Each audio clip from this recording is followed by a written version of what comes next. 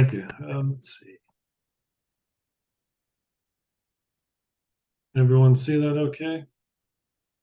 Yes, we are. Wonderful. Well, yes, thank you to all the organizers, particularly Maria and Mona. Really appreciate kind of being part of this discussion and look forward to seeing or hearing about other people's work as well.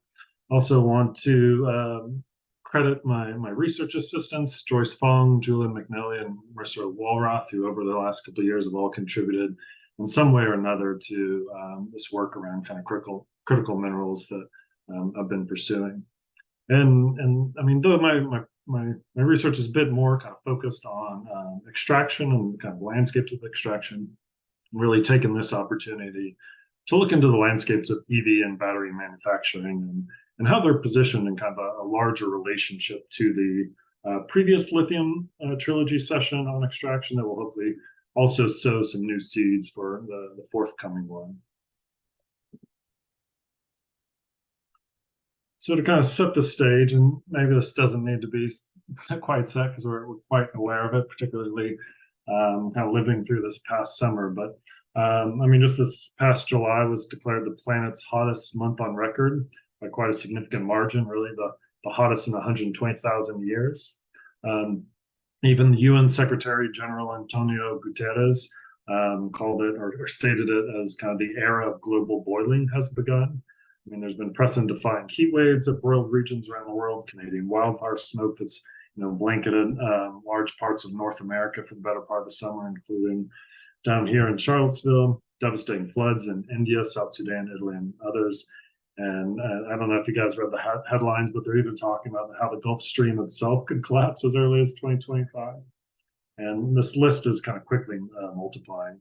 Amidst kind of all the smoke-laden air and sort of inundated lands, there have been a few glimmers of hope, fortunately.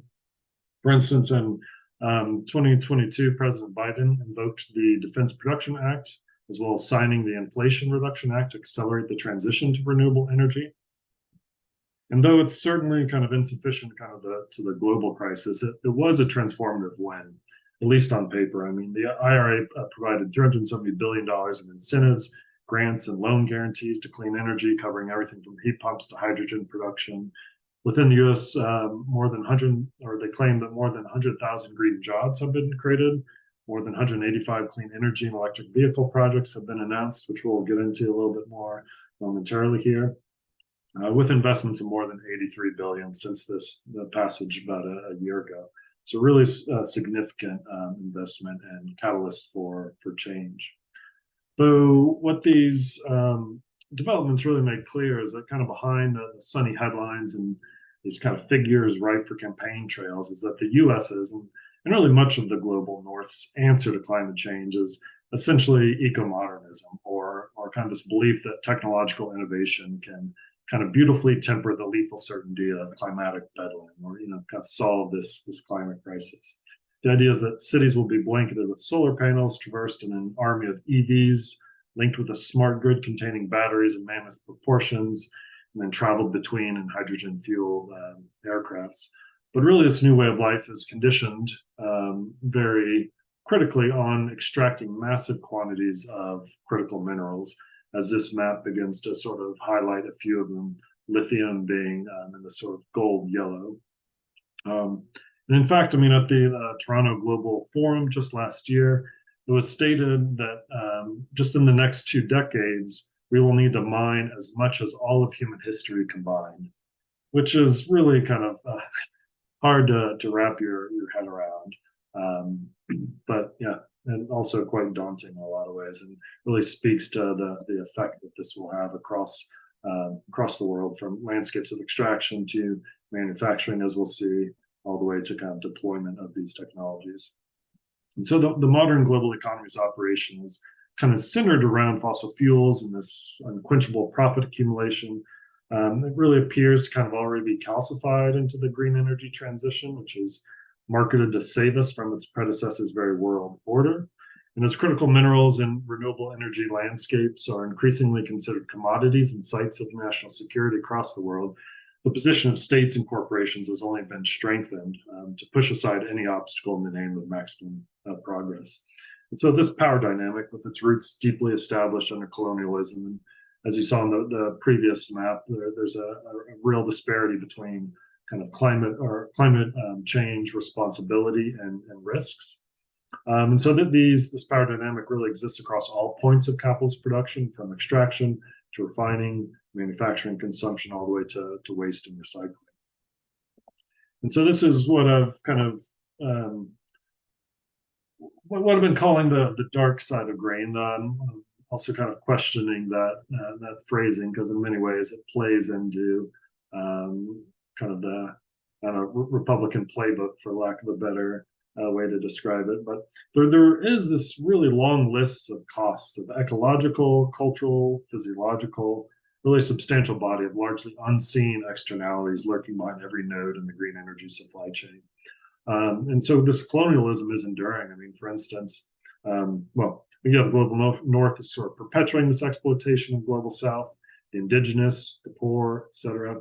Specifically in the U.S., I'm sure a lot of people here today are well aware of the Thacker Pass Lithium project, in which the U.S., I should say the Shoshone and Paiute tribes are kind of being dispossessed of their sacred lands for this material, kind of sacred to the green energy economy, that of lithium. And this is happening all over the world. I mean, Greenland communities still suffering the consequences of previous uranium mining or newly sought for the rare earth minerals.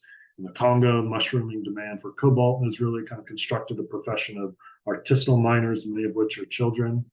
And you can also see here in this map all these sort of yellow points are sort of prospective mines. And so it seems like every day brings a new headline of a new sort of prospective mine where they're trying to sort of locate and extract this vast amount of material that we want.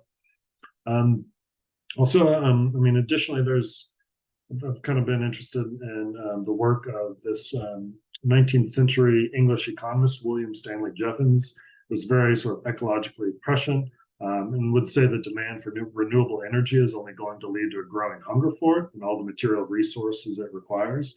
There's this sort of economic sort of concept called the Jevons paradox, named after him, that states that as efficiency and use of a resource increases, consumption of that resource will actually grow instead of decline.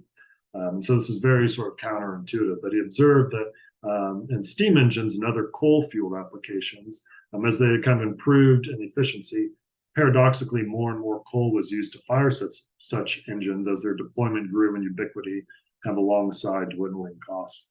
This efficiency can also accelerate economic growth as profits balloon, really pushing demand even higher.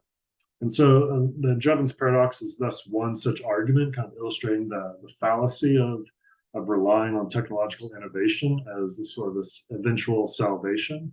And ultimately, we cannot sort of out-tech climate change as many might want to believe.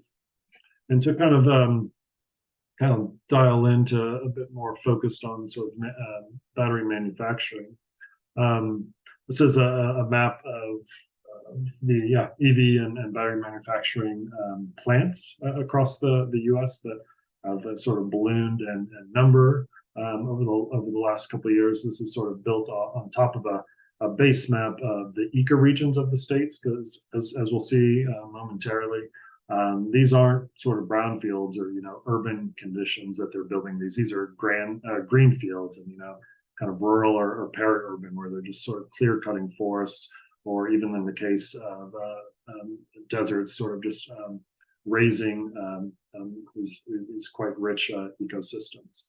And so, I mean, pre-Inflation Reduction Act, for instance, in sort of 2019, there were just 2 battery factories that were operating in the U.S. There were another 2 under construction, but it wasn't until post-IRA that there was this explosion of projects. And so today, and actually I did this quantification maybe like a week ago, so it's probably already changing, but today about 30 battery factories are either planned, under construction, or operational in the U.S.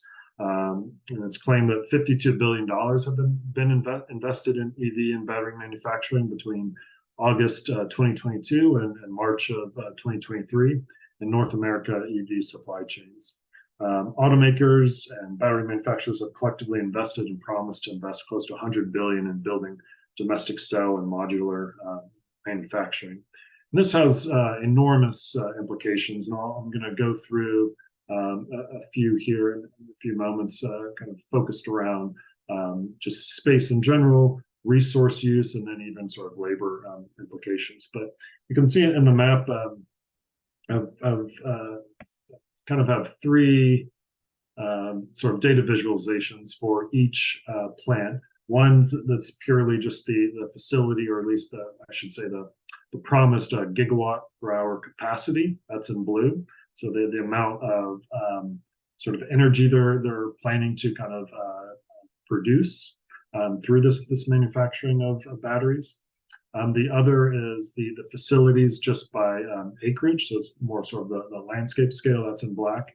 And then you have red as the building footprint itself. And these are just massive buildings. I mean, I think Tesla's Gigafactory in Nevada, it's been active for some years, has claimed it's the largest building in the world. And I think there's competing claims. It's kind of strangely difficult to confirm that.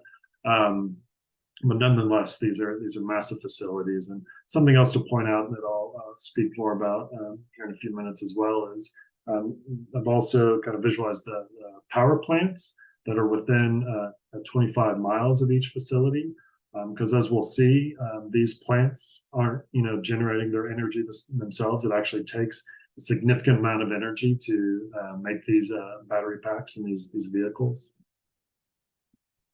So the first implication I wanted to kind of go through is one very near and dear to designers, that of space. This is a collection of a lot of these facilities, either kind of Google Earth aerials or just sort of planned construction documents, or even marketing kind of materials. And you can already get a sense of kind of some of the size of these, and as well as a general. I mean, maybe it should have cropped out a little bit larger, but you can see how a lot of these are just kind of carving into existing landscapes, whether that's, forest, grassland, desert, etc. And to kind of zoom into kind of a few of them, this is the Hyundai Metaplant site, which is going to be producing both EVs as well as batteries. Has a planned total of 16 million square feet across 3,000 acres, which is kind of roughly the size of London Heathrow Airport. This is currently the largest planned development under the IRA. And so you can kind of get a sense of the scale that we're talking about. And just a sort of a point we'll return to later is that the site has promised around 8,000 jobs to be created at this facility.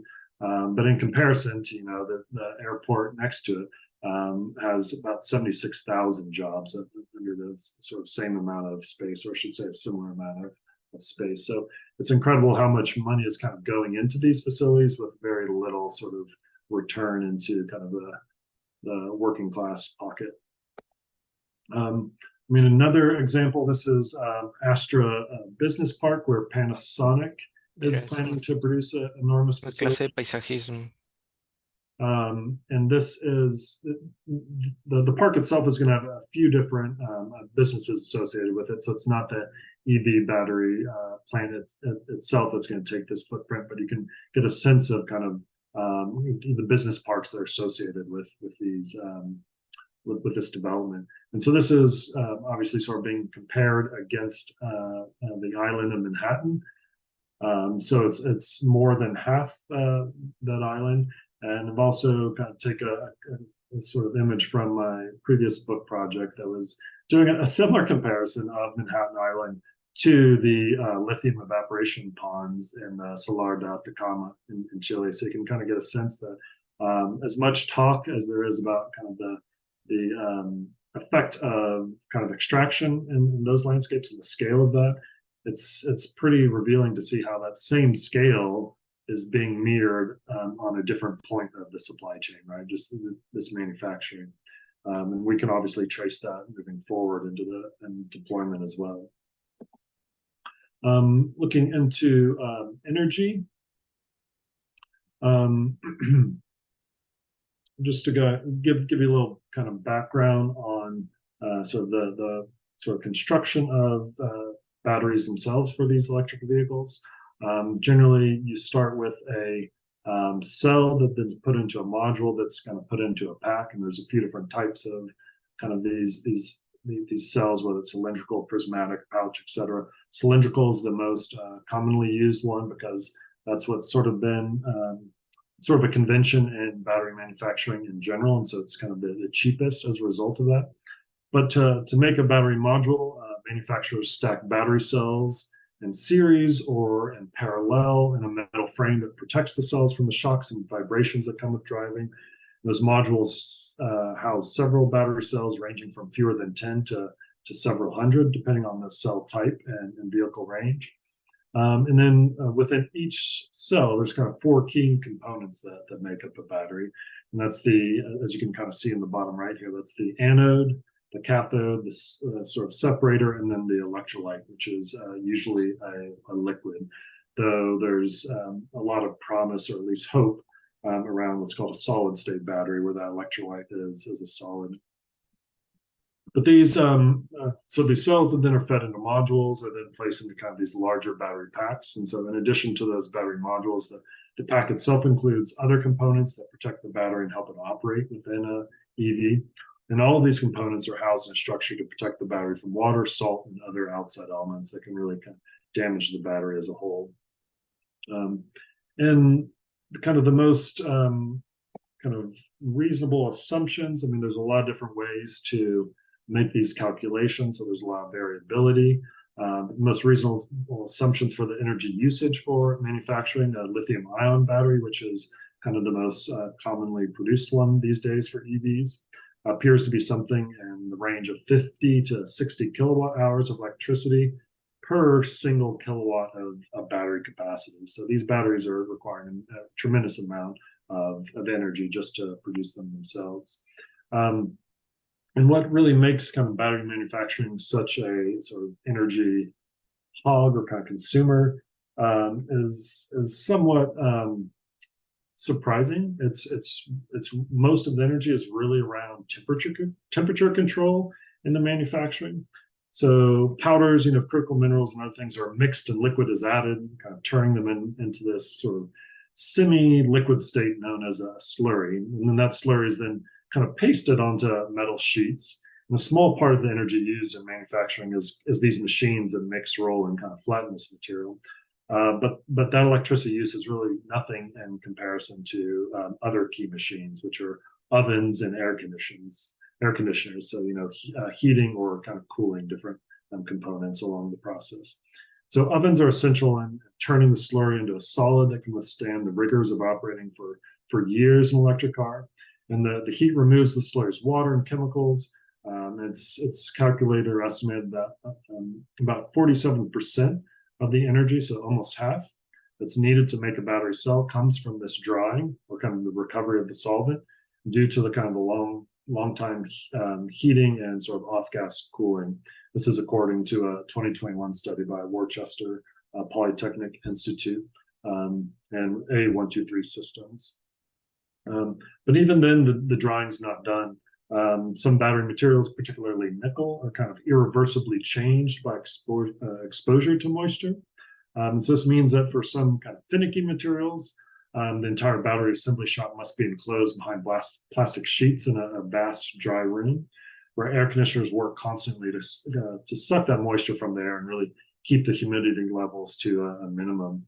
And this is estimated to be about another 29% of battery manufacturing's energy usage from those air conditioners. So in total, more than 3/4 of a battery's energy use is just the controlling of temperature itself.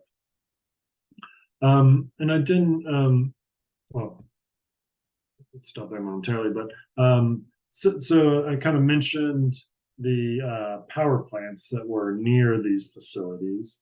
I mean, for instance, like Astra Park, as well as some others, have really ambitious plans for these incredibly expansive solar farms or solar fields, which also kind of displace ecosystems. So it's a different a different kind of presentation. But I mean, a really sort of revealing sort of case in point here is that, and this is the Panasonic plant in Kansas, that a nearby coal plant that was planned to be decommissioned is now going to be kept online for indeterminate amount of time because the battery plant needs so much energy. So there's really these other kind of implications around kind of the manufacturing itself that can really kind of dirty up the cleanliness or the sort of supposed cleanliness of these technologies. And then didn't kind of have time to get too deep into it, but there's also a massive kind of consumption of water a lot of the times. For instance, the Samsung's battery factory is kind of planned to be using 2,400 cubic meters per hour of water. So again, this is sort of significant resource use of fresh water that's increasingly becoming less prevalent based on our kind of consumptive habits. And even as some might know, the mining processes themselves is incredibly water intensive as well. Lithium, I mean, they're kind of evaporating a lot of the brine usually. And there's also the hard rock spodumene, but with the brine, which that's where Chile gets their lithium from, it's about sort of sucking up this brine from below, kind of pulling it out into these evaporation ponds, and then letting the sun sort of take that away. And that's having an effect on the larger kind of hydrology and water table of neighboring communities. So the other kind of implication is, as was even kind of highlighted in Mona's opening, is this idea about sort of labor. Anyone who reads the headlines knows about the United Auto Workers strike, which I'll get into kind of momentarily, but there's this great group called Good Jobs First that did this pretty revealing analysis of kind of the IRA subsidies with respect to kind of these new battery factories, and kind of estimating that kind of they average roughly from kind of $2 million to $7 million per job, with kind of the calculation being that a job is equivalent to about $45,000 a year, which is what Ford is offering at their Blue Oval Battery Park in Michigan. And so all this, I mean, an incredibly disproportionate amount of this money coming from the federal government is not ending up in the pockets of workers. I mean, it's for kind of the facilities, it's for kind of other materials, but a lot of that money obviously kind of ends up into the kind of elite kind of owner class, for instance. And there's also, I think very importantly, there's no text in the Inflation Reduction Act that has any sort of specifications about kind of job quality requirements or market-based wages. And so a lot of this money has very few sort of strings attached when it comes to specifications around jobs themselves. And sort of an extreme example is the Ultium plant in Spring Hill, Tennessee, which is a GM and LG joint venture, which has a high subsidy per worker at 7.7 million, which is really kind of jaw dropping. Be curious to understand where that money is going to. And again, sort of kind of harkening back to this understanding of space.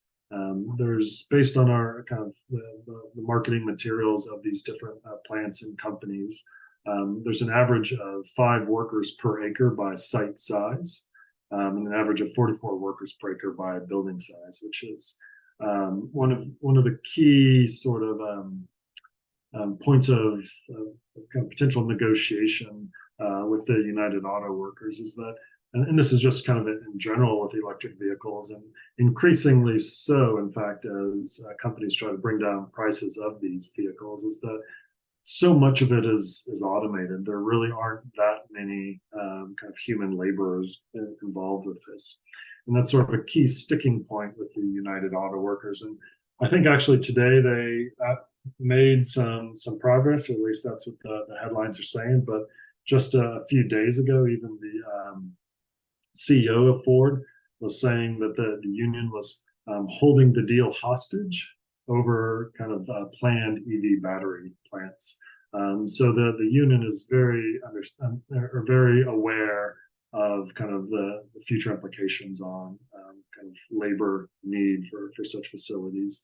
And then, I mean, even the CEO himself has said that the EV transition is going to cut 40% of the kind of the union members' jobs. I mean, and current and former union leaders have previously kind of told different news outlets that the battery plants will have to be a priority for the labor organization, regardless of whether they're sort of directly discussed in the national agreement for the long-term kind of viability of the union. But kind of presently, many of the battery plants that have been announced cannot legally be included in the current talks, as they are kind of these joint venture facilities. So there's really a lot of kind of gray areas. So I'm quite kind of keen on seeing how this plays out in the coming weeks.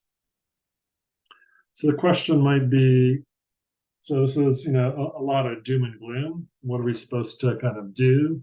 How might we begin to kind of project into the future? And I'm very sort of aware of this question and need, even though it's incredibly challenging. I think kind of one of the most promising, or I should say, revealing kind of studies that have kind of been completed around this, and you know, Maria was even citing Thea Riofrancos in her opening remarks, but her and some other collaborators produced this really amazing report just earlier this year. That sort of short title is More Mobility, Less Mining, or Less Mining, More Mobility. The longer title is Achieving Zero Emissions with More Mobility and Less Mining. And essentially, well, kind of obviously kind of making the argument that there's what we need is actually less mining and more of these sort of other solutions that ultimately are around mobility. This study was very focused on lithium itself, even though there's a lot of other critical minerals that are very much sort of implicated in these larger dynamics. But they did a really amazing sort of quantification analysis of different scenarios. So you can see sort of along the vertical axis is lithium demand. And then we have three. And so the first one is sort of kind of status quo, or at least the trajectory we're headed, where there's exceptionally large batteries in these vehicles. That's another thing to kind of really kind of be aware of, is that, you know, in line with America's desire for like giant trucks and SUVs, these battery packs are just becoming enormous. And so it's like a massive amount of kind of the materials required that would otherwise be kind of understood as kind of having or being needed for smaller vehicles that could sort of support more people. So this idea of sort of a large battery, no change to vehicle ownership. So again, sort of a one-to-one understanding of just kind of replacing our internal combustion engine cars with electrified ones. And so they go through kind of few scenarios. The first is kind of letting Americans have their giant cars with the corresponding giant battery, but sort of a best case scenario for reducing vehicle ownership, which essentially means more public transportation. It means living in denser sort of cities and environments. It means more electric bikes, or sort of incentives for that. So, you know, a lot of the somewhat historical ideas of kind of urban design in a lot of ways. The other one is that plus kind of smaller battery, that we don't need these giant SUVs and trucks to, you know, carry around one person and their takeout food or whatever. But if we can sort of decrease the car size, you can reduce the lithium need by additional 42%. I should say that the first one just about increasing sort of public transportation, and should say reducing vehicle ownership, is a huge 71% reduction. And then the other one is about recycling, which is an additional kind of 50% from the previous scenario. And I'm sure Mona is going to get much more into kind of consumption and recycling at the next session. Another kind of key diagram to this, this is a comparative chart of a giant EV, the e-Hummer, a regular sort of EV, an electric bus, and then an electric bike. And so what you can see in the light blue is kind of the quantity of lithium kind of per battery. And then the dark blue is kind of the lithium per rider capacity.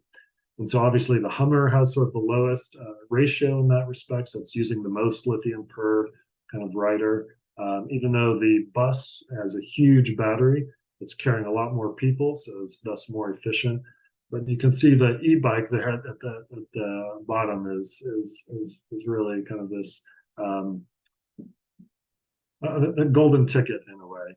And if anyone's who ever has ridden an e-bike, it's glorious. It's easy. It's fun. You arrive to work without being drenched in sweat.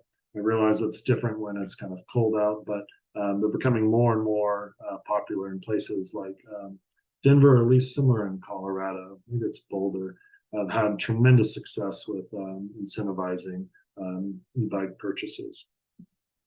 And so this kind of gets into kind of the numbers. And then the other half, or maybe another part of that is kind of more of kind of the heart and mind of a community or of a population. And obviously we need to be sort of tackling this from every angle. And so by no means am I discouraging, technological investment or innovation. But there's, as this report showed, there's a lot of much more effective ways to actually reduce our sort of exploitation of kind of the planetary boundaries. And so part of this is just to really sort of illustrate that this isn't necessarily a sacrifice to quality of life. Quality of life can actually improve through some of these changes. And so, I've been kind of working on this kind of in sort of initial forays in a way. So it's very incomplete at this time. So I'm not going to get into too much detail. But I've been this current book project I'm working on is a collection of kind of contributing authors that sort of describe these sort of externalities and complications and exploitations across kind of the green energy supply chain. But there's going to be a sort of mirrored part of the book that sort of tracks that with sort of counter narratives or fictional projections that begin to explore alternatives through kind of short stories and somewhat of a sort of graphic novel approach. And so this was actually looking at lithium with respect to the solar, with the landscape itself being one character that begins to kind of talk about sort of this deep time. There's also sort of this school class visit to a new facility, kind of greenhouses around these evaporation ponds. So it's about sort of still allowing the sun, or I should say harnessing the sun to sort of evaporate the water to get the sort of the concentrated lithium, as well as other things that are involved with that, to be able to then return that condensed water, or that water that would condense on the surface of the greenhouse, return that back to the aquifer itself. As well as kind of previous miners kind of returning to this kind of to understand or kind of reflect on this change over time. And I've had included some other pieces of sort of the local indigenous communities beginning to kind of claim ownership, and as well as a significant stake in sort of the profits of these operations. So there's sort of a buy-in, and there's a negotiation of kind of between landscape and the sort of community with an understanding of people that have lived in that area for long durations. But yeah, don't want to get too far into this sort of speculative fiction. I don't want to take up too much time either, so I'd love to kind of end it here and hand it over to the next presenter.